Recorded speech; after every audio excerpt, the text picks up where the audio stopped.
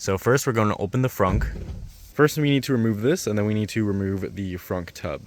To remove the front, this is just held in by about 3 clips on this side, 3 clips on that side, 2 on the top and a few on the bottom. So what you can do is come from one of the top edges like this and gently pull up, and you'll hear a clicking or a snap. That's just the pin coming off. So from here you can pull your hand under, pop the other one off, and then pop the ones in the middle off. Just gently pulling up. You hear some more clicks, and then this should come off. All of these little holes are where the clips are going into.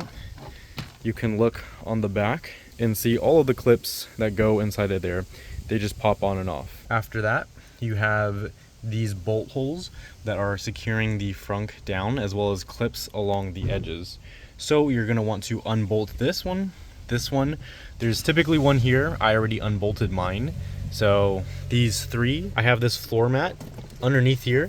There's one more here, one more here, and then you'll have this light cover. Now for this light cover, all you're gonna want to do is pull up. You'll hear some clicking, and those are just the clips releasing. There's about 7 clips holding this in. There's 1, 2, 3, 4 up top, and there's 3 on the bottom. You're basically just pulling up on this.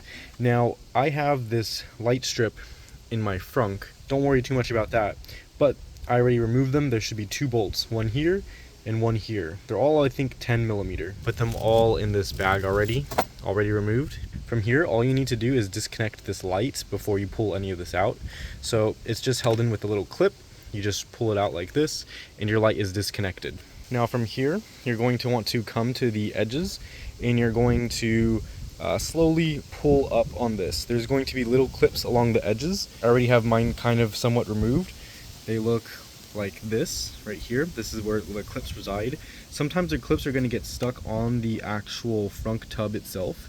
You can see that one right there. Not only do you have to remove those, this as well is the channel for the air. It's being held in with a clip right here to the frunk tub with 2 clips right here.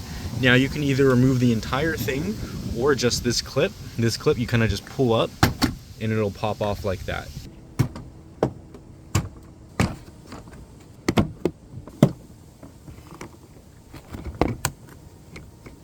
Now, like I said, I have my frunk light attached right here, so I'm gonna have to pull this clip out. You might not have to do this, but from here I can just pull the frunk tub out, and that's how we would remove it. You can see that some of the clips, like this one, are still secured in the vehicle, but like this one came out.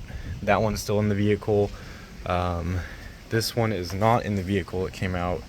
This one is still in the vehicle, and this one, not only did it come out, but it looks like the actual piece that holds it is broken off.